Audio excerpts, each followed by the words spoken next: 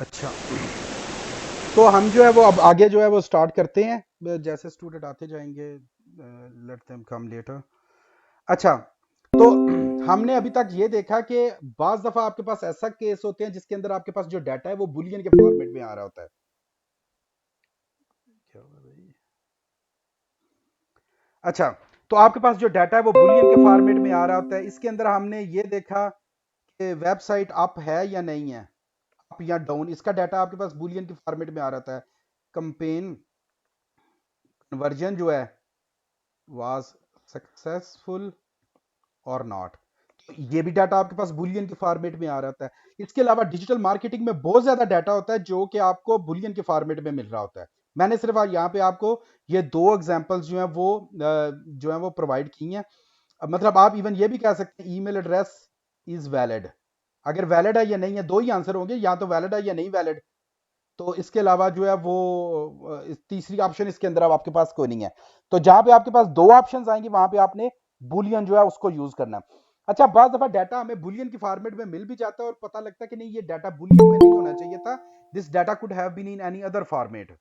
तो जब ऐसी बात होती है कि डाटा किसी और फॉर्मेट में आपके पास आना चाहिए, तो आप फॉर्मेट के अंदर जो है ना इंटरनली आप चाहें तो अपने तौर पे भी उसकी कन्वर्जन जो है वो कर सकते हैं। तो जरूरी नहीं कि जो डाटा फॉर्मेट आपको प्रोवाइड किया जाए आप उसी के ऊपर रिलाई करें, क्योंकि ये भी हो सकता है कि किसी और ऑर्गेनाइजेशन ने वो डाटा जो है वो प्रिपेयर किया था, और जब डाटा प्रिपेयर किया गया था तो उनके मुताबिक फर्ज करें बुलियन डाटा फॉर्मेट जो था वो ठीक था, लेकिन जब आप एनालिसिस कर रहे हैं या जो आपका वर्क फ्लो है उसके मुताबिक बुलियन नहीं होना चाहिए, फर्ज करें नंबर्स में या स्ट्रिंग्स में या किसी और फॉर्मेट में डाटा को होना चाहिए। तो this will vary a lot as per the case जो भी आप लोगों के पास आएगा। जो भी आपके पास यूजर है या जो भी आपके पास डाटा आया है और जो आप उसकी इंटरप्रिटेशन या उससे अचीव करना चाहते हैं उसके मुताबिक आप डाटा को चेंज भी कर सकते हैं। मसलन जैसे कि मैंने यहां पे बताया कि वेबसाइट अप है या डाउन है, तो नॉर्मली जब मैं इस तरह का कोई काम कर रहा हूं तो क्लाइंट के लिए कर रहा होता तो हम तो नॉर्मली उसको सिर्फ ट्रू या फॉल्स के अंदर जो है ना बुलियन में वैल्यू देते हैं। लेकिन बाज क्लाइंट मेरे ऐसे होते हैं वो कहते हैं कि नहीं हमें जो है वो कांस्टेंट मॉनिटरिंग चाहिए, लेकिन उसके अंदर जो है ना हमें अप टाइम भी चाहिए, ठीक है, रिस्पॉन्स टाइम चाहिए हमें, ठीक है, total count count of down चाहिए,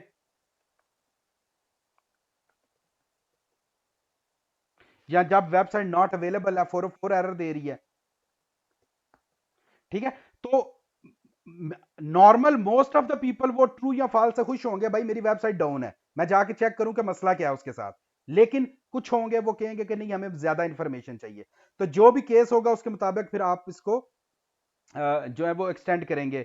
अच्छा, बाज आपको ऐसे भी मिलेंगे वो कहेंगे कि नहीं हमें ट्रू या फॉल्स नहीं चाहिए, हमें यस और नो चाहिए। तो आपको फिर इसको स्ट्रिंग में कन्वर्ट करना पड़ेगा, ठीक है, डाटा को, क्योंकि यस और नो फिर आप स्ट्रिंग में करेंगे और इस केस में आपको जो डाटा है उसको जो है वो न्यूमेरिक वैल्यू में कन्वर्ट करना पड़ेगा, ठीक है। तो इस तरह करके जो भी डाटा है ये आपने इसको मतलब ये नहीं कहना कि जैसे आ रहा है मैंने इसको वैसे इस्तेमाल करना, थोड़ा सा दिमाग लगाना अपना उसके ऊपर और फिर देखना कि इसकी बेटर रिप्रेजेंटेशन कैसी होती है। अगर आपका इसके साथ एक्सपीरियंस नहीं है या कम है तो आपने परेशान नहीं होना, वक्त के साथ साथ ये चीज़ें आप जितना एक्सपीरियंस करेंगे, प्रैक्टिकल करेंगे, उतना ज़्यादा ये जो चीज़ें हैं आप सीखेंगे, ठीक है। तो जैसे मैं यहाँ पे वेरिएबल क्रिएट कर देता हूँ इस वेबसाइट अप, ठीक है। तो अगर आपकी वेबसाइट अप है तो उसका कोई ना कोई वैल्यू जो है वो आपको एज ए बुलियन जो है वो रिटर्न होनी चाहिए। या हमने जो दूसरी देख लें,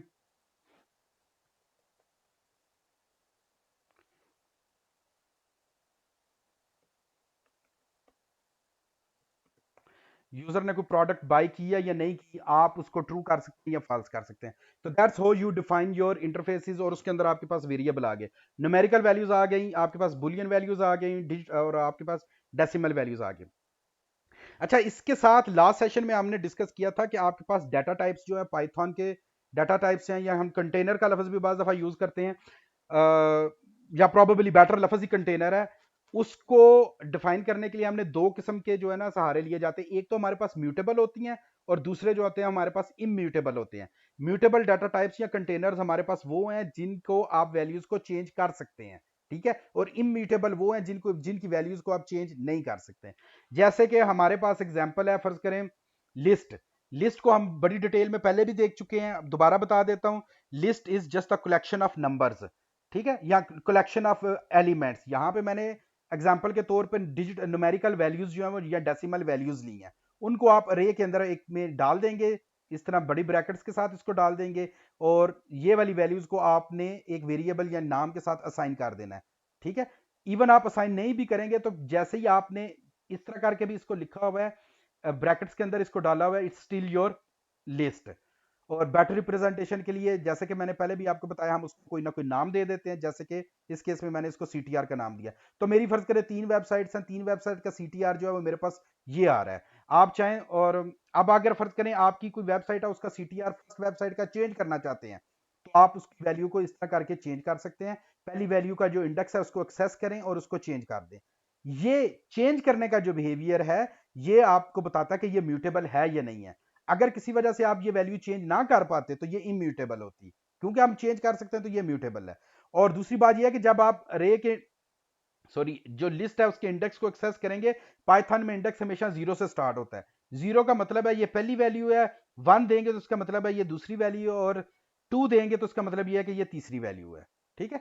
तो इस तरह करके जो है वो आप अपने वेरिएबल्स को क्रिएट कर सकते हैं, अरे के वैल्यू को आप क्रिएट कर सकते हैं। फर्ज करें मैंने यहाँ पे सीटीआर लिखा है, एंटर करता हूं, तो आप ये देखें सीटीआर के अंदर उसने 0th पोजीशन के ऊपर या 0th इंडेक्स के ऊपर जाके वैल्यू को 3.2 के साथ अपडेट कर दिया है। तो मेरे पास अब जो नई लिस्ट बनती है वो ये वाली बन गई है। इसी तरह आप चाहें तो आप लिस्ट ऑफ वेरिएबल्स के वेबसाइट जो है वो क्रिएट कर सकते हैं, मतलब आप लिस्ट ऑफ स्ट्रिंग्स को क्रिएट कर सकते हैं। इवन आप चाहें तो किसी भी किस्म की जो है ना आप लिस्ट क्रिएट कर सकते हैं, जरूरी नहीं कि वो स्ट्रिंग्स हो, नंबर्स हो। आप चाहें तो आप बुलियंस की लिस्ट जो है वो भी क्रिएट कर सकते हैं।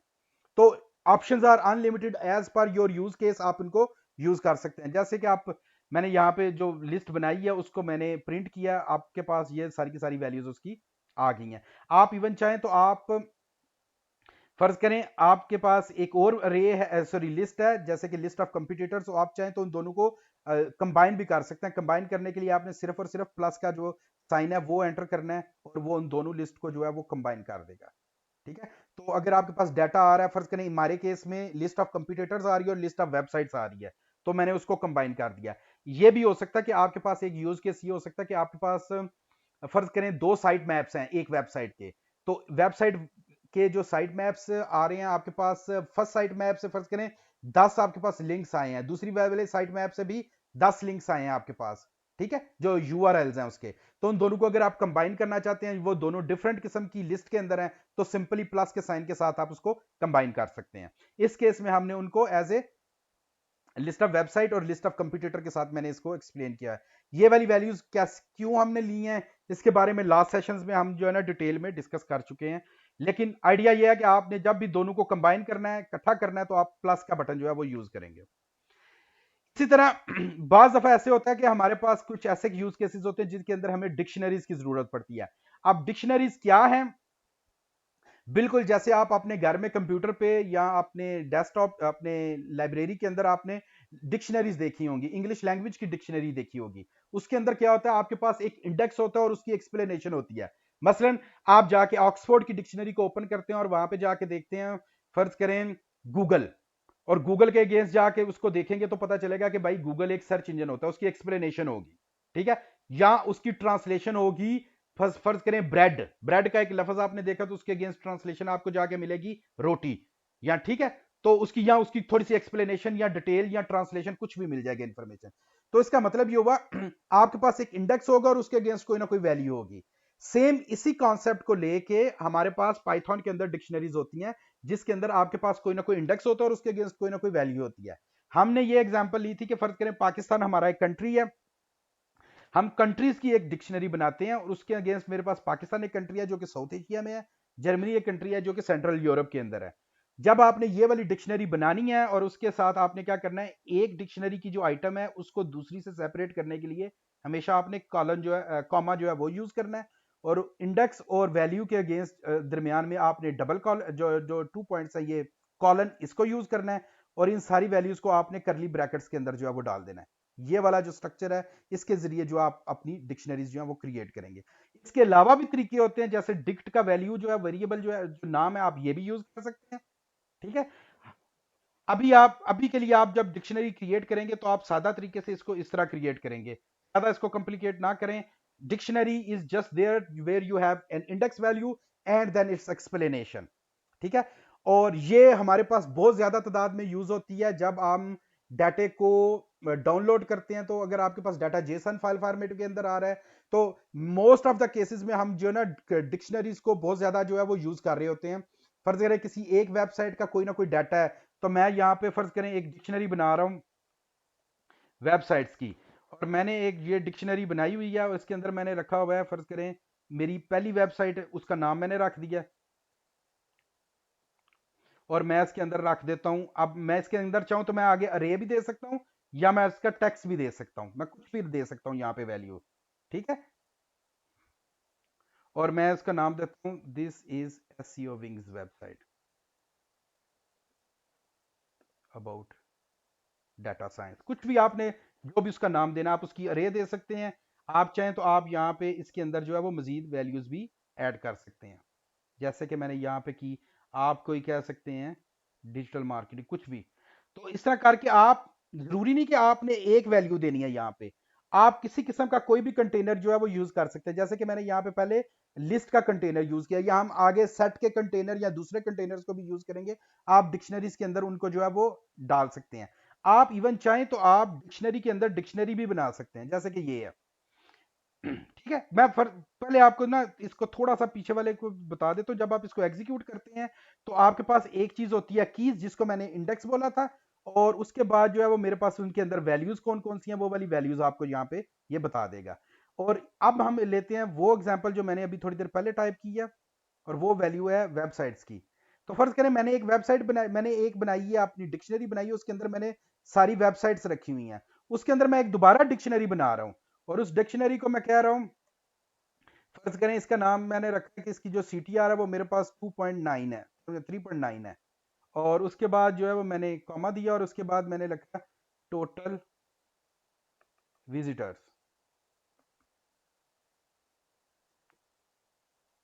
ठीक है, 1000। एंड अभी मैं इसके सिर्फ दो ही वेरिएबल्स जो है ये सिर्फ लेता हूं।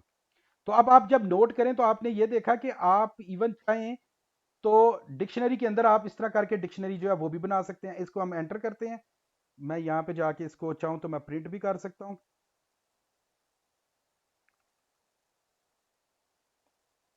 ठीक है, तो अब आपने देखा कि आपके पास डिक्शनरी आ रही है, उसकी एक वैल्यू है एसईओ विंग्स, और उसके अंदर फिर मेरे पास जो है उसके CTR कितना है, उसके ऊपर टोटल विजिटर्स कितने हैं, और टोटल पेजेस अगर मैं लेना चाहूँ तो मैं वो भी ले सकता हूँ। इसके ऊपर मैंने 5 पोस्टें लगाई हुई हैं। ठीक है, और मैं चाहूँ तो उसका मैं ऑनर का नाम भी लिख सकता हूँ, सो ऑन। तो इस तरह करके जो है वो आप जो भी आपकी हैं वैल्यूज हैं, आप उसको मजीद वैल्यूज इसके अंदर डाल के उसको जो अगर एक्सटेंड करना चाहते हैं तो आप इसको एक्सटेंड भी कर सकते हैं as much as you want. ठीक है, और अगर आप चाहें तो आप इसको यहाँ से, मैं इसको कॉपी करता हूँ, और मैं चाहूँ तो मैं एक और इंडेक्स जो है इसके ऊपर बना लेता हूँ। फर्ज करें अभी मेरे पास जो है वो, मैं एक और वेबसाइट ले लेता हूँ। फर्ज करें हमारे पास junk.com.pk है। तो इसी के इसके साथ ही जो है ना हमारे पास इनका जो है वो डाटा भी सारे का सारा जो है वो आ जाएगा। कि या मैं यहाँ पे इसका जंक का लिख देता हूँ, एंड सो ऑन। तो इस तरह करके आप अपनी डिक्शनरी के अंदर मजीद डिक्शनरीज जो हैं उनको भी इंक्लूड कर सकते हैं। अच्छा, अब हम जो है वो आते हैं आगे। जो है ना एक और चीज हमने जो है ना डिस्कस की थी वो सेट की थी। सेट जिस तरह आप मैथमेटिक्स के अंदर देखते हैं, सेट थ्योरी आपने पढ़ी होगी स्कूल के अंदर, कॉलेज के अंदर, इसी तरह पाइथन के अंदर जो है वो हम सेट्स बनाते हैं। सेट्स का मतलब ये है कि यहाँ पे आप इसको डिक्लेयर करने का पहले तो तरीका देख लें कि आपने करली ब्रैकेट्स के अंदर अपनी जो वैल्यूज है उनको देना है। अच्छा, आपने स्कूल में भी पढ़ा होगा कि हम करली ब्रैकेट्स के साथ ही सेट जो है उनको डिक्लेयर करते हैं, और उसके अंदर आप अपनी जितनी भी वैल्यूज है उनको इस तरह करके लाइन बाय लाइन लिख देंगे। इस तरह लिखेंगे, और जब आप इसको एग्जीक्यूट करते हैं तो आपको वो जो सेट के अंदर जो वैल्यूज हैं वो सारी की सारी आपको मिल जाती हैं। एक तो इसके अंदर ये है, बाज दफा ऐसे होता है कि हमारे पास ना बेसिकली सेट का एक यूज केस मैं आपको बता देता हूँ, वो ये है कि अगर आपके पास यूनिक वैल्यूज आप लेना चाहते हैं तो वहां पे फिर हम उसको सेट को यूज कर लेते हैं। मसलन मैंने यहाँ पे लिखा है, मेरे पास ये सिटीज हैं, सिटीज की मैंने यहाँ पे वैल्यू दी, लेकिन इमेजिन करें मेरे पास कोई ना कोई वेबसाइट्स का एक डाटाबेस आ गया, उसके अंदर या डाटा आ गया जिसके अंदर मैंने लिखा वेबसाइट 1 2 3 4 और 3, और उसके बाद वेबसाइट 2 मेरे पास दोबारा आ गई है। अब मैं जब इसको एग्जीक्यूट करता हूँ, ये एज ए रे मेरे पास आ रही है या लिस्ट के तौर पर आ रही है, जैसे कि यहाँ पे आपको ये ब्रैकेट के अंदर नजर भी आ रहा है। अब जब आप नॉन सेट के तौर पे यूज करें, लिस्ट के तौर पे यूज करें, तो आपको जितने भी कंटेंट है वो सारे के सारे नजर आ रहे हैं। लेकिन अगर आप चाहते हैं कि आप इसकी यूनिक वैल्यू निकालें तो आप इसको सेट में कन्वर्ट कर दें।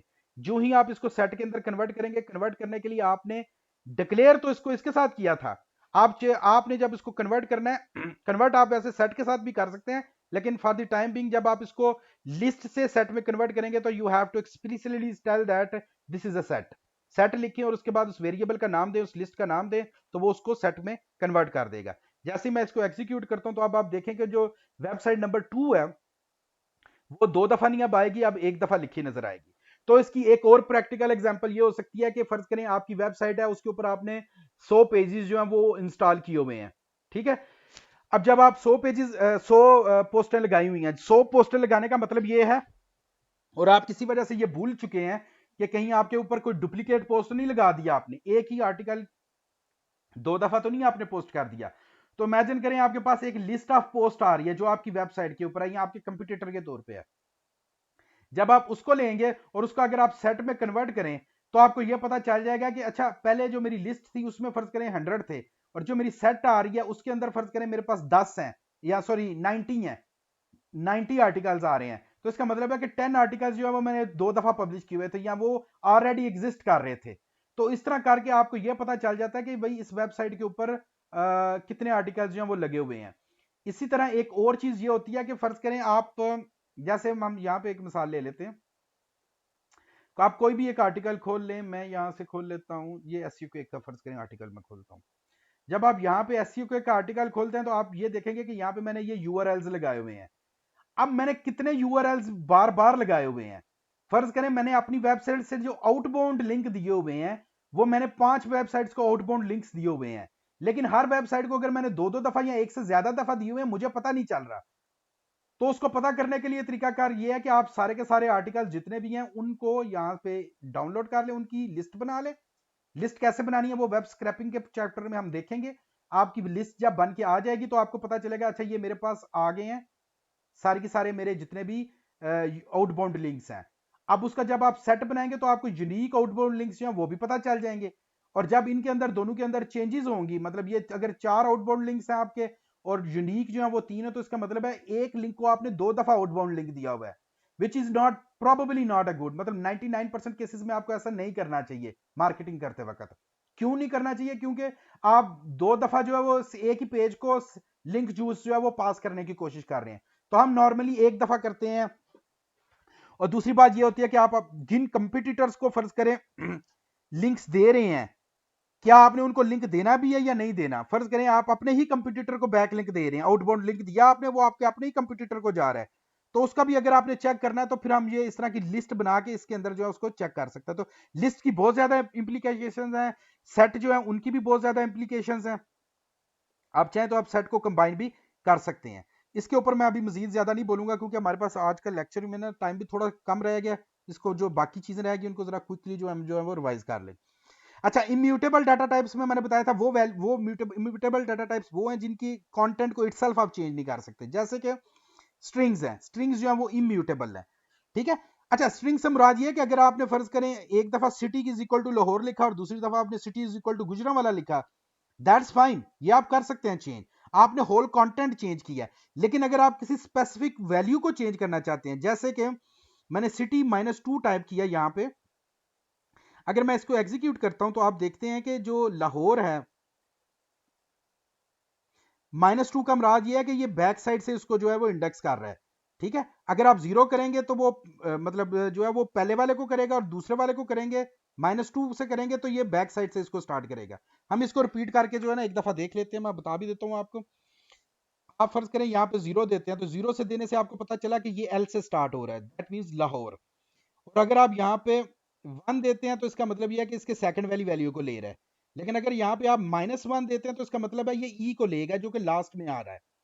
यानी इसको बैकवर्ड से आप इसको स्टार्ट करेंगे। जब भी इंडेक्स को बैकवर्ड स्टार्ट करना है तो नेगेटिव देना है। तो मैं यहाँ पे -2 देता हूँ, तो अब ये मुझे वैल्यू जो देगा वो आर देगा। That means the -1 value is E, -2 value is R. इस तरह हम जो है स्ट्रिंग्स की जो वैल्यूज होती हैं, इंडिविजुअल वैल्यूज, उनको भी एक्सेस कर सकते हैं। ठीक है। अब इसी तरह वेबसाइट है, उसको भी आप स्ट्रिंग के तौर पे जो सेव कर सकते हैं। लेकिन अगर जैसे ही आप किसी स्पेसिफिक वैल्यू को चेंज करना चाहते हैं, जैसे सिटी लाहौर है, इसका जो 0th इंडेक्स था उसको फर्ज करें मैंने यहाँ पे लिखा 0th इंडेक्स, तो वो आपको एल दे रहा है। लेकिन मैं कहता हूँ कि नहीं, इसको चेंज करके तुम जो है वो डी कर दो, तो अब ये आपको जो है ये एरर देगा कि ये जो है ना, इस तरह की असाइनमेंट जो, क्योंकि ये इम्यूटेबल डाटा टाइप है, ये चीज़ें जो है वो सपोर्टेड नहीं है। तो इन चीज़ों का आपने ध्यान रखना है। बाज़ दफ़ा आपको चीज़ें सपोर्टेड होती हैं, इस तरह का बिहेवियर करने के लिए क्या किया जाता है वो एक अलग स्टोरी है। बाज़ दफ़ा आपको चीज़ें चेंज करनी पड़ती हैं, लेकिन इन मैटर ऑफ फैक्ट क्योंकि ये इम्यूटेबल है, आप इसको चेंज नहीं कर सकते। अच्छा, जो स्ट्रिंग्स होती हैं, एक और चीज आपने ज़हन में रखनी है। स्ट्रिंग्स के बारे में आपको बड़ी डिटेल में मैंने बताया था। स्ट्रिंग्स को आप 3 किस्म की कोड्स के साथ रिप्रेजेंट कर सकते हैं। यहाँ पे आपने ये जो एग्जांपल देखी है, ये डबल के साथ है। ठीक है, मैं यहाँ पे दोबारा इसको जो है वो लिख देता हूँ, ये वाली, कि ये आपके पास स्ट्रिंग जो है वो डबल कोड के साथ जो है वो आ रही हैं। आप चाहें तो आप इसको सिंगल कोड्स के साथ भी जो है वो रिप्रेजेंट कर सकते हैं। आप जाके सिंपली ये कर दें। ठीक है। सिंगल कोट और डबल कोट्स का फायदा ये मतलब ये है कि बाज दफा आपने as a matter of fact double quotes जो है उनको यूज करना है। Standard way of doing it is double quotes है। लेकिन बाज दफा ऐसे भी होता है कि आपको किसी जगह पे सिंगल कोट्स दरमियान में लगानी पड़ जाती है, या जब आप एफ स्ट्रिंग्स को यूज कर रहे होते हैं तो फिर उनको मिक्स करना पड़ जाता है आपको। वहां पे किसी जगह पे आपको सिंगल कोट्स लगानी पड़ती है, किसी जगह डबल कोट लगानी पड़ती है। ठीक है। वो अभी हम नीचे एफ स्ट्रिंग की एग्जांपल में इसको थोड़ा सा मजीद देख सकते हैं। लेकिन आप इस तरह की जो स्ट्रिंग है उसको डिक्लेयर करेंगे। एक मिनट में, ये मैं गलती से टाइप हो गया। जब आप टाइप करेंगे तो आप ये वैल्यू एक प्रॉपर वैलिड वैल्यू है। इसी तरह जब आप डबल कोड्स के साथ करेंगे तो वो भी एक वैलिड वैल्यू है। अच्छा, ट्रिपल कोड को भी मैं लगे हाथ आपको बता देता हूँ। हम ट्रिपल कोड से मुराद ये होती है कि ये 3 दफा कोड्स देनी है, फिर 3 दफा कोड्स देनी है, उसी के साथ उसको एंड करना है। और दरमियान में आप कोई ना कोई जो है वो अपनी जो टेक्स्ट है उसको लिख सकते हैं। This is my sample marketing letter. कुछ भी आपने लिखा तो आप इस तरह करके उसको लिख सकते हैं। नॉर्मली हम जो है इसको यूज करते हैं जब हम कमेंट्स वगैरह लिख रहे होते हैं, या आप जो है ना पाइथन के फंक्शंस की डॉक स्ट्रिंग्स जो होती हैं उनको लिख रहे होते हैं। ये हमने फंक्शंस के अंदर डॉक स्ट्रिंग्स को भी डिस्कस किया हुआ है। तो उस केस में आपने यहाँ पे इस तरह करके जो है ना ट्रिपल को करना है। इसके अलावा अगर फर्ज करें आपके पास मल्टी लाइन स्ट्रिंग आ गई है, जैसे कि ये है, तो आप चाहें तो आप इसको ऐसे भी कर सकते हैं। यहाँ पे आपके पास मल्टी लाइन स्ट्रिंग आती है तो दिस इज स्टिल वैलिड। आप इसको चाहें तो आप इसको इस तरह करके, जब मल्टी लाइन हो तो आप इस तरह करके इसको जो है ना वो यूज कर सकते हैं। तो अब जब मैंने इसको एग्जीक्यूट किया तो आप देखें यहाँ पे वो नई लाइन आ रही थी, वहां पे उसने स्लैश एन लिख दिया। कंप्यूटर प्रोग्रामिंग के अंदर जब भी आउटपुट कर रहे हैं और स्लैश एन लिखा नजर आए तो इसका मतलब ये है कि ये आपको न्यू लाइन की तरफ इशारा कर रहा है। ठीक है। और आप चाहें तो आप इसको चाहें तो आप वेरिएबल के अंदर भी सेव कर सकते हैं। फर्ज करें मैं यहाँ पे लिख देता हूँ लेटर, एक मेरा वेरिएबल है, और जब मैं यहाँ पे आता हूँ और इसको प्रिंट करता हूँ तो आप ये देखिए, अब आपको उसकी सारी की सारी वैल्यूज जो है उसको प्रिंट कर सकते हैं। इसको ट्रिपल कोट्स को, डबल कोट्स को आप मिक्स करके भी यूज कर सकते हैं। वो डिपेंड करता है कि आपका यूज केस क्या है। बाज दफा आपको नई लाइंस देनी पड़ती हैं और आपके लिए एक लाइन जो है वो इनफ नहीं होती। मतलब जैसे मैंने आपको एग्जांपल शायद दी हुई है, आपने अगर कोई प्रॉम्प्ट जनरेट करना है आप चैट जीपीटी के लिए, या कोई भी एआई का प्लेटफॉर्म है, तो वहां पे आप बेशक चाहें तो आप इनको मिक्स करके भी यूज कर सकते हैं। अपॉर्चुनिटीज आर अनलिमिटेड, आपने अपनी मर्जी के मुताबिक इनको यूज करना है। फिर हमने जो है वो देखा था कि एफ स्ट्रिंग्स को कैसे यूज करना है। आपने वेरिएबल दिया और उस वेरिएबल को जो है ना, अच्छा ये थोड़ा सा मैं इसको नीचे ले आऊँ, पहले आपको मैं यहाँ पे बता देता हूँ।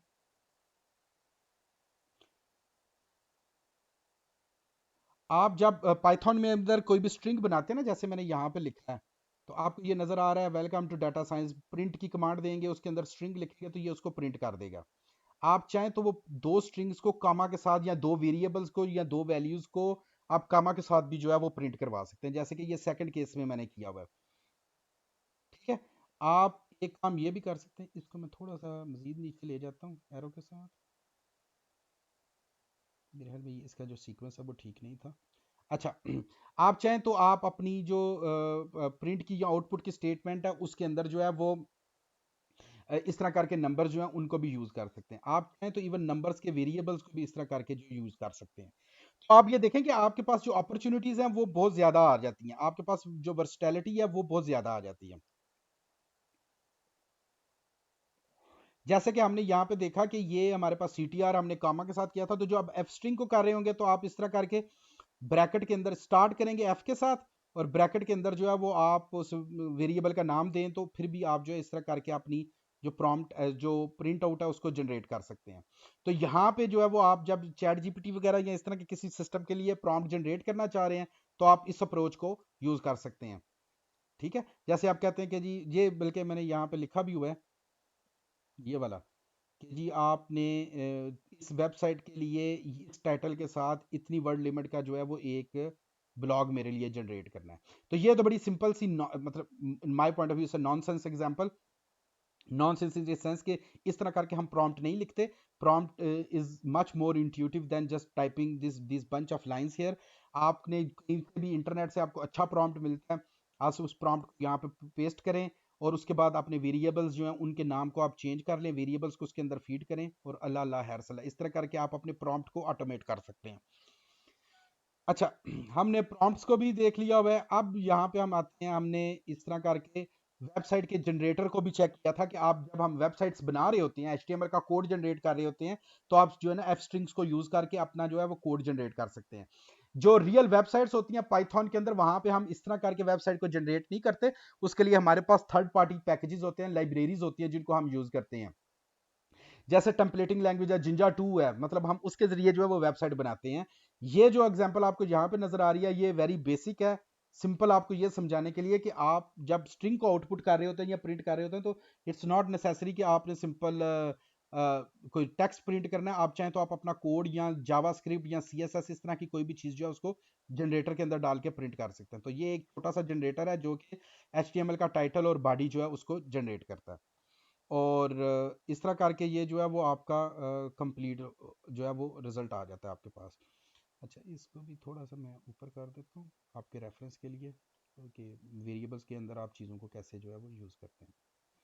अच्छा तो ये जो अभी चेंजेस इसके अंदर आ रही हैं ये आपको थोड़ी देर बाद जो है ना लेक्चर के एंड पे मैं जो है ना अपडेट कर दूंगा गिटहब के ऊपर। तो जब आपके पास गिटहब रिफ्रेश करेंगे ना आप अपनी रिपॉजिटरी, तो वहां पे भी आप लोगों को ये नजर आ जाएगी। अच्छा इसके बाद हमने एक और चीज देखी थी, वो है आपके पास टपल्स, इम्यूटेबल डाटा टाइप्स हैं।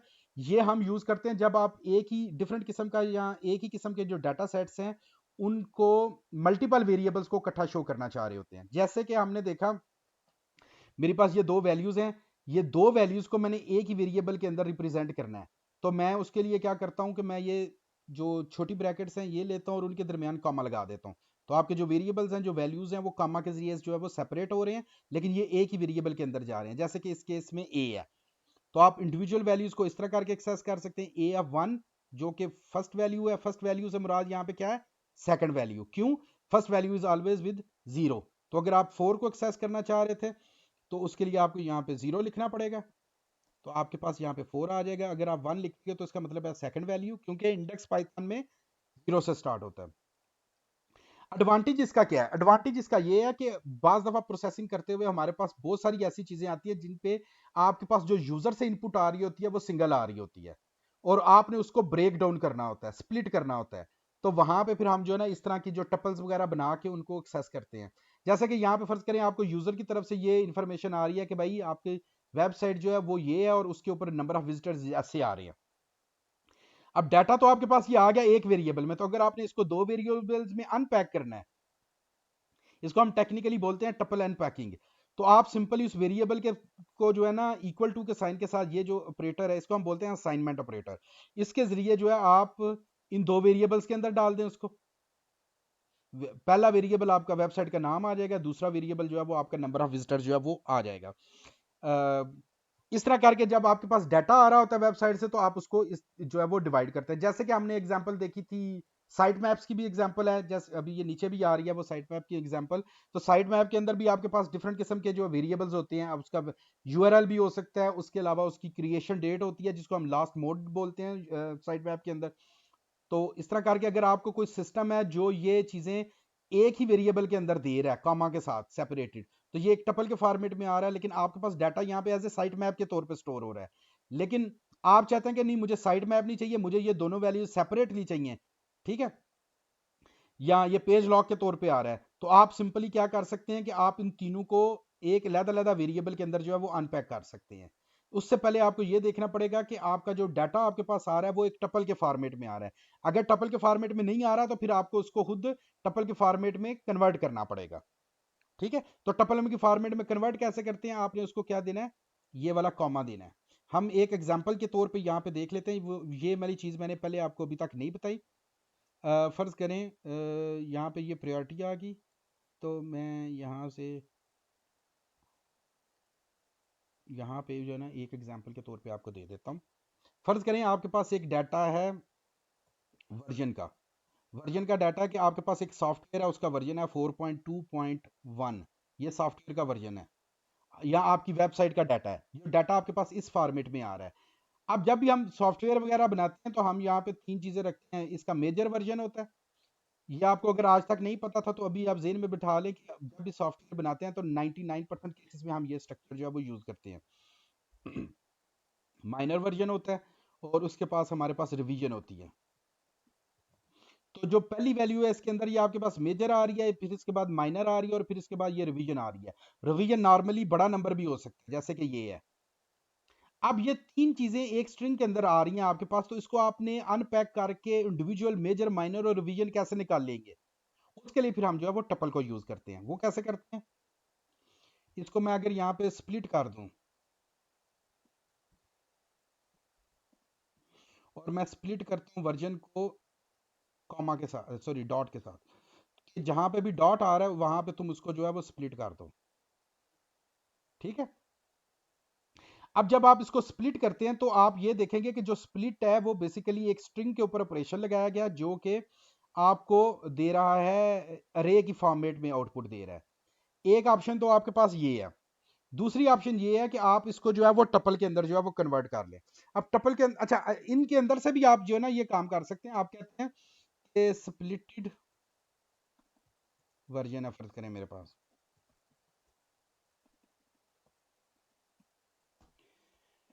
ठीक है, तो स्प्लिटेड वर्जन के अंदर आप कहते हैं कि मेजर जो है वो मेरे पास वो है, स्प्लिटेड वर्जन,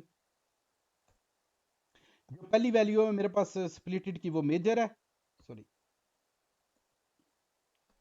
दूसरी वैल्यू जो है वो माइनर है, और तीसरी मेरे पास रिवीजन है, सॉरी दूसरी यहाँ पे आ जाएगी, और इधर मैं इसको रिवीजन लिख देता हूँ, और यहाँ पे मैं इसको माइनर लिख देता हूँ। अब ये मैंने सारी की सारी वैल्यूज लिखी हैं, और इधर नीचे आके मैं यहाँ पे इनको प्रिंट करवाता हूँ अगर,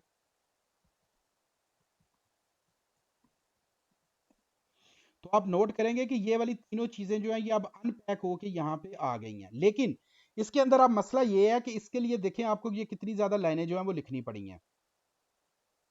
ठीक है, इससे बचने के लिए एक तरीकाकार जो है वो पाइथन के अंदर हम ये करते हैं कि आप ये भी लिख सकते हैं मेजर, माइनर, जैसे ट्रिपल के केस में हम करते हैं, और उसके बाद हम यहाँ पे रिवीजन भी लिख सकते हैं, और इधर मैं जो है वो साथ में यही वैल्यूज लेता हूँ, और मैं यहाँ पे इन तीनों वेरिएबल्स को सेपरेटली कॉमा के साथ कर देता हूँ। तो एक ही लाइन के अंदर अब मैं जो है ना पाइथन को बता रहा हूँ कि जो पहली वैल्यू है ना यहाँ पे ये मेजर वर्जन है, उसके बाद जो कॉमा के बाद दूसरी वैल्यू आ रही है वो माइनर वर्जन है, और उसके बाद जो तीसरी वैल्यू आ रही है वो मेरे पास है रिवीजन की। तो अगर मैं इसको यहाँ से डिलीट कर दूँ और अब मैं इसको एंटर करता हूँ, तो आप ये देखें कि आपके पास वही रिजल्ट आ रहा है जो पहले आ रहा था। लेकिन पहले आपने जो वैल्यूज लिखी थी वो लिखी थी आपने 3-4 लाइनों में लिखा था, अब आपने जो डाटा लिखा है वो आपने सिंगल लाइन के अंदर लिखा हुआ है। अच्छा, अब यहाँ पे हम एक काम ये भी करते हैं, अगर हम इस स्प्लिट को टपल में कन्वर्ट कर दें और इसको हम डिलीट कर दें, तो अब आपके पास देखेंगे कि आपके पास फिर वही जो है वो वैल्यूज जो है वो आ रही हैं। मतलब हमने उसको स्प्लिट किया, स्प्लिट करने के बाद उसको टपल में कन्वर्ट किया, तो अब आपके पास ये देखिए जो प्रिंट करते हैं, मैं इसको आपको प्रिंट करके दिखाता हूँ स्प्लिटेड वर्जन को। जब आपने यहाँ पे इसको देखा तो आपको ये पता चलेगा कि भाई ये जो मेरे पास तीन वैल्यूज आ रही हैं, ये तीनों को उसने सेपरेट कर दिया कॉमा के साथ, और इसको छोटी ब्रैकेट के अंदर लिखा, इसका मतलब है ये अब मेरे पास टपल आ गया। तो जो पहली वैल्यू है मैंने उसको कहा इसको अनपैक करो एज ए मेजर, दूसरी वैल्यू को माइनर के तौर पर, तीसरी वैल्यू को रिवीजन के तौर पे।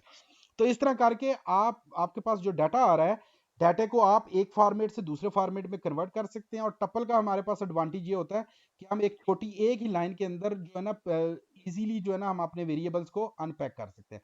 इवन ये भी काम जो है वो आप सिंपली यहाँ से इसको कॉपी करें, ये मैं कट कर रहा हूँ, लेकिन जब आप वीडियो की रिकॉर्डिंग देखेंगे तो वहां पे ये आपको पूरी की पूरी डिटेल जो है वो मिल जाएगी।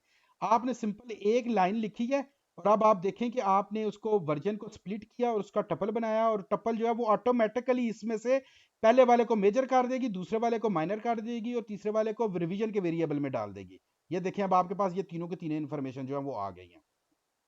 तो this is one of the major advantage कि जहां पे आपके पास कोई डाटा आ रहा होता है उसके ऊपर आप कोई उसके ऊपर कोई प्रोसेसिंग करते हैं, और वो अगर आप टपल में कन्वर्ट कर लें तो अनपैकिंग बहुत आसान हो जाती है, जो कि आपने आपके पास जो दूसरे ऑप्शन है जैसे कि लिस्ट है या सेट है उसके अंदर नहीं है। तो हर काम के लिए हर चीज हर काम के लिए नहीं होती, जो चीजें जिस काम के लिए बनी हुई है आपने उसको उसी ही जगह पे यूज करना है। अब जहां मैं यहाँ पे फर्ज करें रिवीजन है, तो मैं कहता हूँ नहीं मुझे रिवीजन नंबर की जरूरत नहीं है, तो आप चाहें तो आप यहाँ पे इसके ऊपर अंडरस्कोर यूज करें और रिवीजन को ना लें। आप सिंपल जितने हिस्से को अनपैक करना चाहते हैं सिर्फ उस हिस्से को आप अनपैक कर सकते हैं, बाकियों को आप छोड़ सकते हैं। अगर आप कहते हैं नहीं मुझे रिवीजन की जरूरत है लेकिन मुझे मेजर और माइनर की जरूरत नहीं है, ठीक है, तो आप इस तरह कर सकते हैं।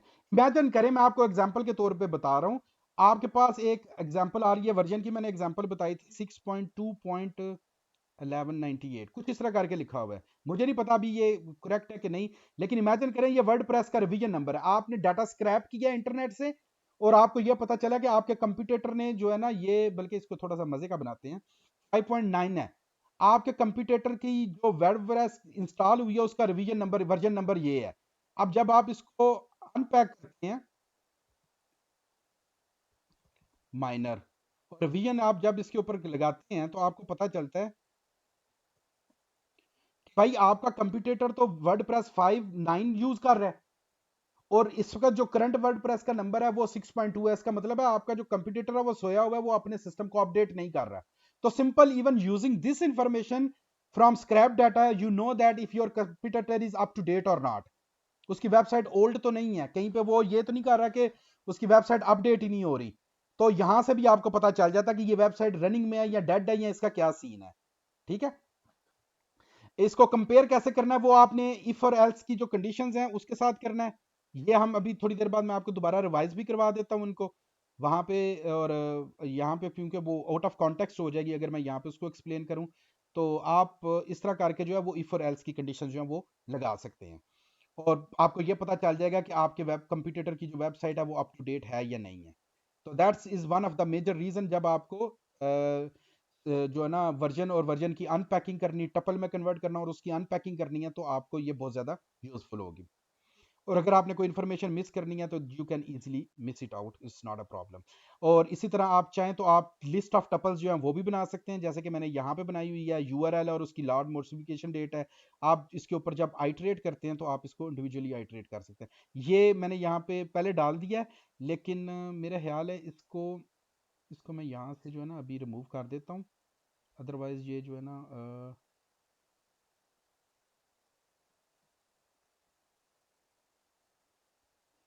आपको कन्फ्यूजन ना करें। और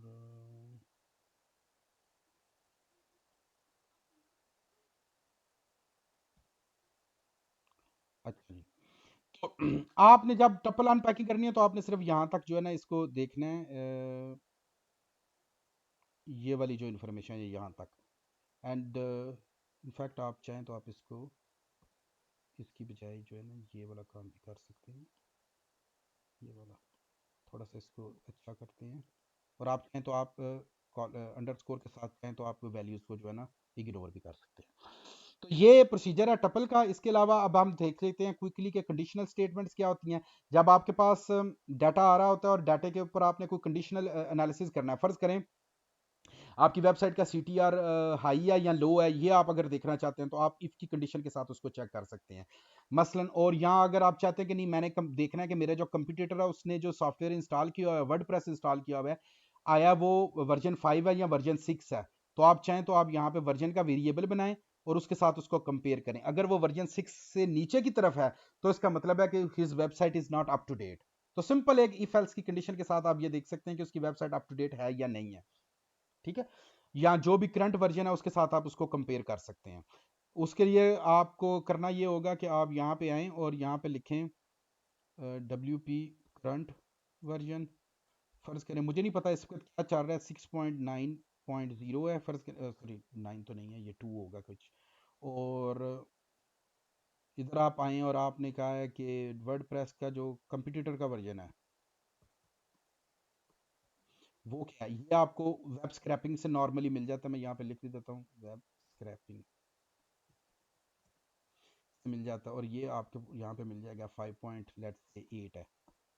तो जब आपको ये मिलता है और आप इस अनपैकिंग करेंगे जो कि मैंने लास्ट स्टेप में आपको बताई है, और उसके बाद आप इसको कंपेयर कर सकते हैं। इफ़ WP करंट वर्जन जो है वो सॉरी इफ़ WP कंप्यूटर का जो वर्जन है वो जो है वो लेस देन है इससे, तो आप प्रिंट कर दो या आप ऑपरेशन ले लो, your computer is not up to date. तो इस तरह करके आप अपने कंप्यूटर के ऊपर जो है वो एक ट्रैक रख सकते हैं। इसके अलावा एक काम आप ये भी कर सकते हैं, अगर आप जाए ना मेरी वेबसाइट पे SEO विंग्स और SEO के ट्यूटोरियल पे, तो यहाँ पे आपको जो है वो एक ऑप्शन मिलेगी।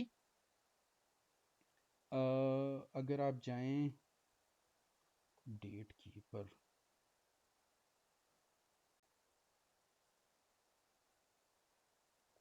ये देखें वेबसाइट आर्काइव डेट, इसके ऊपर अगर आप जाएंगे ना तो आप अपनी वेबसाइट को, यहाँ पे ये किसी जगह नज़र भी आ रहा होगा, ये ट्यूटोरियल को आप देख लीजिएगा। मैं यहाँ पे आपको जूम करके इसका इमेज बता देता हूँ कि ये क्या करती है। ये एसईओ क्रैक का अगर आपने प्लगइन इंस्टॉल किया तो ये आपको बता देता है कि ये जो कंप्यूटर आपको यहाँ पे नज़र आ रहा है इसकी वेबसाइट कितनी पुरानी है। तो आप वेबसाइट की एज वगैरह निकालनी हो तो आप यहाँ से डाटा लेके वेबसाइट की एज का, और यहाँ पे आप कंपेयर कर सकते हैं कंडीशनल स्टेटमेंट में। अनपैकिंग के जरिए आप चाहें तो आप कंडीशनली चेक कर सकते हैं कि भाई मेरे कंप्यूटर की एज कितनी है, आया वो मेरे से पुराना या नया है। तो इस तरह की काफ़ी ज़्यादा चीज़ें हैं, बहुत ज़्यादा एग्जाम्पल्स हैं। You need to be a little bit more creative, मतलब हम बिल्कुल ग्रॉसरी लेवल पे जाके तो नहीं मैं आपको बता सकता, लेकिन अगर आपके पास कोई यूज़ केस आ गया जहाँ पे आपने कंडीशनल एनालिसिस करना है, डेट आ गई है, तो आप उस डेट को यूज़ कर लें। या अगर टेक्स्ट आ गया तो टेक्स्ट को आप जो है वो यूज़ कर सकते हैं, या कोई काउंटिंग करनी है तो काउंटिंग करके आप उसको यूज़ करते हैं। नॉर्मली हमारे जो जितना भी एनालिसिस होता है इन्हीं चीज़ों के इर्द गिर्द होता है, इससे बाहर हम नहीं जाते। इवन अगर आपको सोफिस्टिकेटेड न्यूरल नेटवर्क्स या डीप लर्निंग के एल्गोरिदम्स भी कर रहे होते हैं, तो eight the end of the day आपके पास कोई ना कोई रिजल्ट ही आ रहा होता है। मतलब उसने आपके लिए टेक्स्ट जनरेट किया या ट्वीट जनरेट किया या ट्वीट को सिंप्लीफाई किया या टेक्स्ट को सिंप्लीफाई करके उसकी जो है वो जो अब्स्ट्रैक्ट है या जो उसको सिंप्लीफाइड वर्जन है समराइज किया आपके लिए, वो भी आपके पास at the end of the day result ही आ रहा होता है, और उसी को आपने एनालिसिस करना होता है। तो बहुत काम होता है कि आप अनलेस कि आप डेवलपर हैं और आप खुद एल्गोरिदम लिखना चाहते हैं तो that's well and good, just go ahead and right the algorithms by yourself. But in most cases this is more than enough for you, कि आपको कंपैरिजन करना आना चाहिए, आपको नंबर्स के साथ खेलना आना चाहिए, नंबर क्रंचिंग करना आनी चाहिए। अच्छा, ये हमने इफ की कंडीशन को देखा था। इसी तरह अगर आप चाहें तो आप इफ और एल्स भी देख सकते हैं। अगर इफ का मतलब ये है कि अगर ये ट्रू है तो, या फॉल्स है, अगर नहीं है तो फिर अल्टरनेटिव कौन सी जो है ना कमांड जो है वो आपने एग्जीक्यूट करनी है। अगर फर्ज करें आपका CTR 1.3 आ रहा है और वो एक खास वैल्यू से कम है तो हम कहते हैं कि CTR लो है। अगर ज़्यादा आ रहा है तो CTR ज़्यादा है। या आप कह सकते हैं कि मेरे लिए एक लिस्ट प्रिपेयर करो जिसमें मुझे सारे वो वाले कंपटीटर दिखाओ गूगल के ऊपर से पहले पेज पे जो कि पिछले 2 साल के अंदर बने हैं, और वो डाटा आपके पास आ गया तो आप इस तरह करके इफ एल्स की कंडीशन के साथ उनको एक्सट्रैक्ट कर सकते हैं। ठीक है। इसी तरह आप चाहें तो ये इफ एल्स की कंडीशन को एक लाइन के अंदर भी लिख सकते हैं। नॉर्मली हम इस तरह की टेक्नोलॉजी टेक्निक के लिए लफ्ज़ यूज़ करते हैं कि ये मोर पाइथॉनिक सोल्यूशन है। मसलन अगर आपका सी टी आर ये ऊपर देखें, ये काफ़ी लंबा 4 लाइनें लग गई हैं इसके ऊपर, तो आप इसको एक लाइन के तौर पे भी जो लिखना चाहें तो लिख सकते हैं। ठीक है, वो आपको ट्रू और फॉल्स में रिजल्ट बताएगा, ना कि स्ट्रिंग की शक्ल में जो है ना वो आपको रिजल्ट देगा। लेकिन आप चाहें तो आप इस तरह एक लाइनर के तौर पे भी इसको लिख सकते हैं। इस तरह अगर आपके पास मल्टीपल इस इफ एल्स की कंडीशनें आ रही हैं, तो वो फिर आप एलिफ का लफ्ज़ जो है ना वो यूज़ करते हैं। ठीक है, जिस तरह अलिफ होता है ना उर्दू के अंदर, उसी तरह ये एलिफ का लफ्ज़ हम जो है वो यूज़ करते हैं।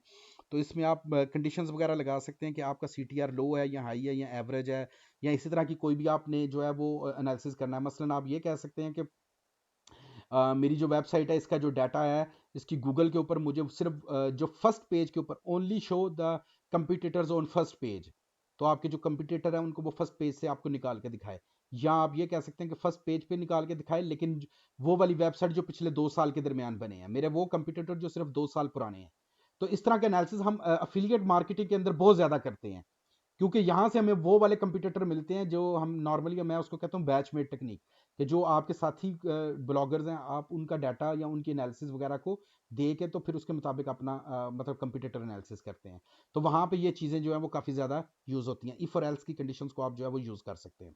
अच्छा, पाइथन के अंदर ना, जैसे अगर कोई आप में से कोई और किसी प्रोग्रामिंग लैंग्वेज से सी से आ रहा है, तो वहाँ पे हम स्विच वगैरह को यूज़ करते हैं, पाइथन में नहीं होते। पाइथन में सिर्फ इफ और एल्स की कंडीशन आपने यूज़ करनी होती है।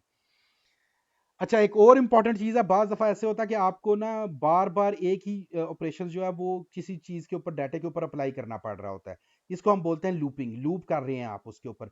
फ़र्ज़ करें आपकी वेबसाइट के ऊपर 10 पेजेज़ हैं, तो आप यहाँ आपके 10 कंपटीटर हैं, तो आपने उनके ऊपर एनालिसिस करना है, तो आप मैनुअली तो हर एक को टाइप नहीं करेंगे।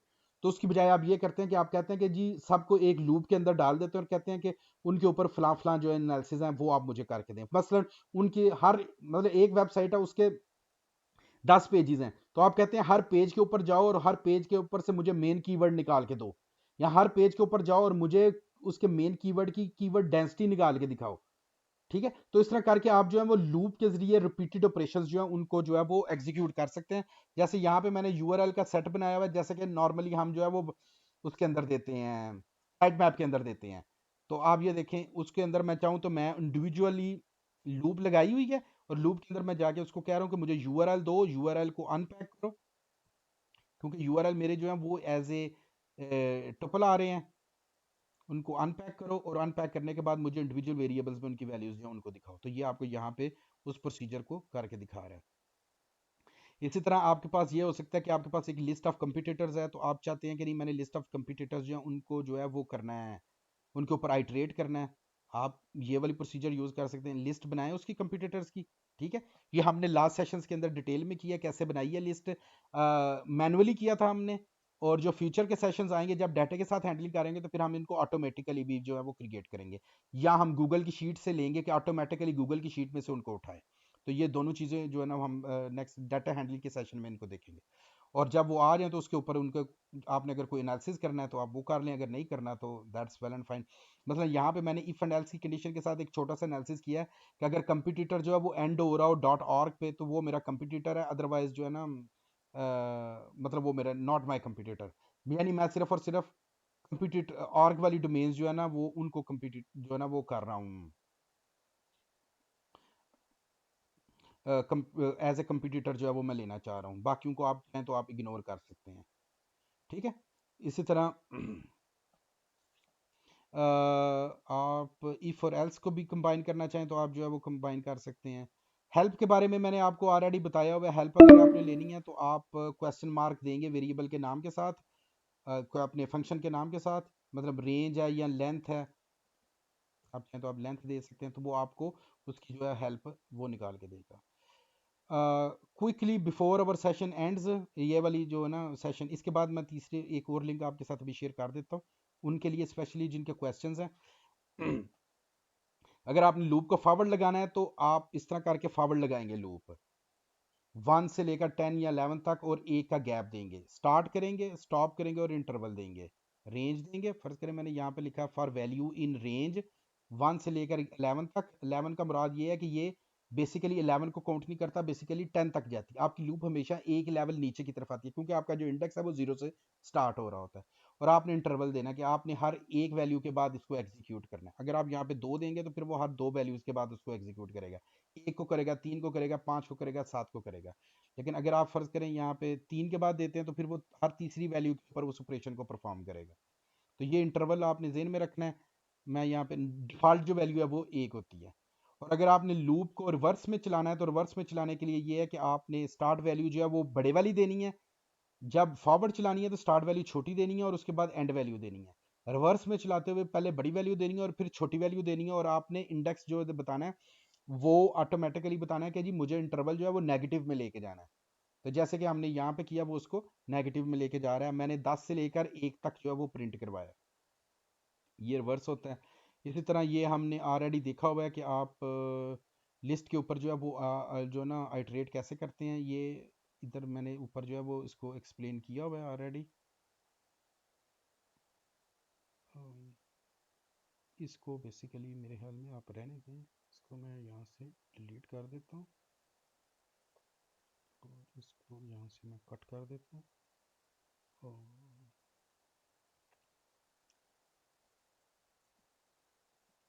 इधर ऊपर लिख देता हूँ।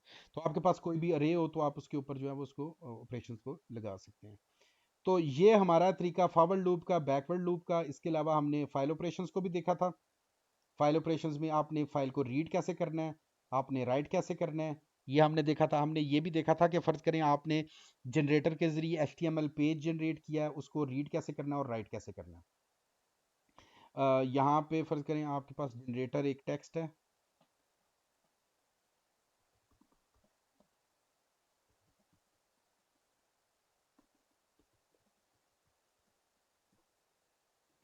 ठीक है, तो वो जो है वो index.html के अंदर जाके सेव हो जाएगा। तो इस तरह करके आपने इसको रीड करना है या राइट करना है, ये डायरेक्ट हैंडलिंग है। इसी तरह फाइल ऑपरेशंस के लिए हम कॉन्टेक्स्ट मैनेजर्स को भी यूज करते हैं विद के साथ, ठीक है। ये आपको पता होना चाहिए क्योंकि हमने पहले इसको किया हुआ है, मैं यहाँ पे सिर्फ उसको रेफरेंस के तौर पे आपको बता रहा हूँ। तो आप सारी की सारी लाइंस को रीड कर लें, डाटा के वेरिएबल में स्टोर कर लें और वो डाटा आपको यहाँ पे नजर आएगा। और इस तरह जो है वो आप मजीद जो है ना वो डिटेल में इसको देख सकते हैं। यहाँ से मैं इसको कट कर लेता हूँ क्योंकि मैंने कुछ चीज़ें ऊपर नीचे करके आपके लिए ऑर्गेनाइज की हैं तो ये शायद नहीं हो पाया उस पर। ये अब आ जाएगा, करेक्ट हो गया। तो अब हमारा जो इंडेक्स फाइल जनरेट हुई है उसके अंदर ये वाला डाटा सारे का सारा आ गया। और इसी तरह कॉन्टेक्स्ट मैनेजर में जब जाएंगे तो वो आपको यहाँ पे पूरी की पूरी जो है वो डिटेल सेव हो जाएगी। कॉन्टेक्स्ट मैनेजर के जरिए भी आप जो है ना डाटा को रीड सकते हैं। कॉन्टेक्स्ट मैनेजर का काम ये होता है कि उसने कॉन्टेक्स्ट को मैनेज करना है। हमने एक फाइल को ओपन किया और उसका कोई ना कोई कॉन्टेक्स्ट है, तो नॉर्मली हम क्या करते हैं कि यहाँ पे उस कॉन्टेक्स्ट को खुद ओपन करते हैं और फिर उसके ऊपर काम करते हैं और फिर उसको क्लोज करते हैं। जब आप कॉन्टेक्स्ट मैनेजर विद को यूज कर रहे होते हैं तो वो बैकग्राउंड पे खुद ही उसको मैनेज कर रहा होता है, तो आपको क्लोज करने की या डिलीट करने की जरूरत नहीं होती। ये एडवांटेज होता है कॉन्टेक्स्ट मैनेजर को यूज करने का। और इस तरह हमने अच्छा एक दो चीज़ें हमने और की थी, मैं ये क्विकली जो है इसको वाइंड अप करता हूँ, स्क्रिप्ट्स की और फंक्शंस की। स्क्रिप्ट जो है वो जो काम अभी तक आपने किया है वो स्क्रिप्ट्स हैं। Basically the number of commands जो आप किसी कंप्यूटर प्रोग्राम में देते हैं वो बेसिकली आपके स्क्रिप्ट्स हैं, जो स्टेप बाय स्टेप आप लाइंस दे रहे हैं। जैसे कि मैंने यहाँ पे लिखा, ये मेरी वेबसाइट है, उसकी लोकेशन एड्रेस है, उसकी लोकेशन ये है, उसके ऊपर तुम ये वाले ऑपरेशन करो ताकि वो मुझे कीवर्ड निकाल के दे दे। ये बेसिकली मेरा स्क्रिप्ट है।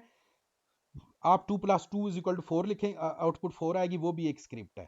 और उसके बाद आपके इन्हीं स्क्रिप्ट्स के ऊपर अगर आप जाके डेफ लिख दें और साथ में उसको कोई नाम दे दें तो ये, और ये ब्रैकेट के साथ स्टार्ट और स्टॉप मतलब ओपन और क्लोज कर दें तो ये अब आपका फंक्शन बन जाएगा। एग्जैक्टली सेम थिंग है, लेकिन आपने इस तरह करके उनको फंक्शंस में कन्वर्ट करना है। अच्छा, अब इनके यूज केसेस हैं। बाज़ जगह पे हमें फंक्शंस को जरूर यूज करना पड़ता है, बाज़ जगह पे स्क्रिप्ट भी काम करते हैं। वजह क्या है? स्क्रिप्ट आपकी बंच ऑफ लाइंस है, एग्जीक्यूट की इनको किया और आपको कोई आउटपुट मिल गई। लेकिन अगर आप उसको बार बार रिपीट करना चाहते हैं, किसी और जगह पे जाके यूज करना चाहते हैं, किसी तीसरी जगह पे जाके फाइल में यूज करना चाहते हैं, तो इट्स ऑलवेज गुड कि आप उसको कोई ना कोई नाम दे दें। तो स्क्रिप्ट के अंदर हम क्या करते हैं, हमारे पास कोई नाम नहीं होता उस कोड का, और फंक्शन में हम उसको कोई ना कोई नाम दे देते हैं। जैसे कि प्रॉफिट और लॉस कैलकुलेटर, वेबसाइट जनरेटर है आपका, या CTR एस्टिमेशन है, तो इस तरह करके हम फंक्शंस को नाम देते हैं। नाम देने का तरीकाकार यहाँ पे मैंने आपको बता दिया। और ये जो इसके ब्रैकेट के अंदर वैल्यूज आ रही हैं, ये इसकी इनपुट्स और आउटपुट्स हैं, मतलब सॉरी इनपुट वेरिएबल्स हैं। वेरिएबल्स के नाम आपने दे दिए और उनको जब आप स्ट्रिंग्स के अंदर डालेंगे, जनरेटर के अंदर डालेंगे, तो आपको ये उसका नाम जनरेट करके दे देगा या जो भी उसका फंक्शन का काम होगा। लेकिन function is there just to encapsulate a script, और उसका कोई ना कोई उसने नाम दे दिया, उसके अंदर उसको ग्रुप कर दिया। यानी हम स्क्रिप्ट एक फाइल है, लेकिन हम या उसको ऐसे समझ लें कि हम जो स्क्रिप्ट है वो बंच ऑफ कमांड्स है, हम उसको एक डब्बे में डाल देते हैं और डब्बे को नाम दे देते हैं, और हर जगह पे वो डब्बे को नाम देंगे तो वो हमारे पास वही काम करेगा जो स्क्रिप्ट करता था। और इसके अलावा हमारे पास एक अच्छी बात यह है कि हम इसको वैल्यूज दे भी सकते हैं और वैल्यूज इसके साथ रिसीव भी कर सकते हैं। और ये हमारे पास जो है वो आ गया। अच्छा, इस इधर जो है ना नीचे मैंने यहाँ पे फंक्शन का जब नाम लिखा था, इनको आप एग्जीक्यूट कर लीजिएगा, ये फंक्शनल हैं, इसमें आपको एरर नहीं आएगा और आपको एग्जीक्यूट हो जाएगा। लेकिन जो चीज़ें मैं बता रहा हूँ ये ज़्यादा ज़रूरी है, आप सिर्फ इतना कर लेंगे, this is more than enough. अच्छा, जब आप फंक्शन को डिफाइन करते हैं तो आप ट्रिपल कोट्स को यूज़ करते हुए उसकी जो डॉक स्ट्रिंग है वो भी लिख देते हैं, और ये ट्रिपल कोड की एक सादा एग्जांपल है। मल्टी लाइन लिखने के लिए भी और सिंगल लाइन लिखने के लिए भी आप इसको यूज़ कर सकते हैं। और अगर आपने ये फंक्शन किसी और को दिया हुआ है, जब ये उसके पास जाएगा तो वो अगर उस फंक्शन का नाम दे और साथ में क्वेश्चन मार्क दे, तो आप ये नोट करेंगे कि आपको उसका सिग्नेचर भी मिलेगा और साथ में डॉक स्ट्रिंग में मिलेगी। तो ये वही डॉक स्ट्रिंग है जो यहाँ पे दी गई है। तो आपने अपने फंक्शन की हेल्प लाइन भी अब लिखी है। तो that's how you right functions, you right scripts. मैं अभी ये करने लगा हूँ कि मैं तीसरी मीटिंग जो है वो जनरेट करने लगा हूँ, तो उसके ऊपर आप में से जिसका किसी का भी कोई क्वेश्चन है तो वो मेरे से क्वेश्चन कर लीजिएगा, ताकि हम इस पोर्शन को जो है वो कंप्लीट कर लें, और नेक्स्ट वीक में जो है ना हम जो है वो फिर फर्दर अपने जो है वो स्टार्ट करें जो ना नेक्स्ट स्टेप्स हैं, क्योंकि अब we have already taken too much time on this. मैं आपको जो है एक मिनट मीटिंग जो है वो शेयर करता हूँ, 2-3 मिनट ही रह गए हैं।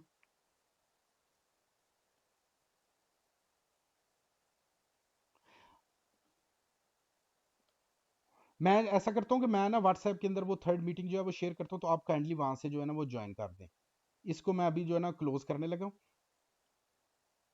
तो आप लोग वहाँ पे ज्वाइन करें, मैं वहीं पे शिफ्ट करता हूँ।